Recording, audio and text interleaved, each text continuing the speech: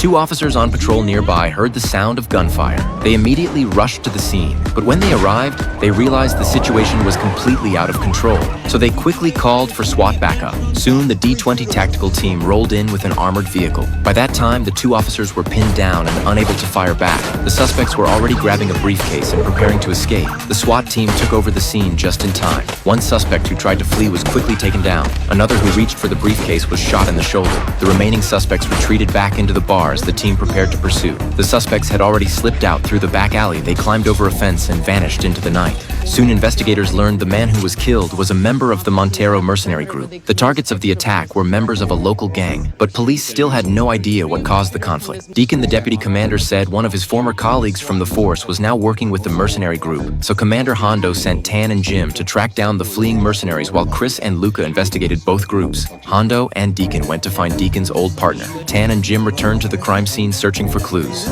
Soon Tan spotted bloodstains near a fence after reporting to command. They moved in carefully with their search dog. The trail led them to an abandoned warehouse. They kicked in the door and found a dead body. It was the same mercenary who had been shot in the shoulder earlier. Tan examined the body. He had bled out and died right there. That meant the other two couldn't have gone far. The team soon narrowed their search to a nearby church. Jim radioed command for backup inside the church. The two suspects were planning their escape. Just as they discussed how to get out, the SWAT team breached the door. One mercenary raised his weapon to fight back, but Tan fired first, taking him down. The other suspect was overpowered by Jim and taken into custody.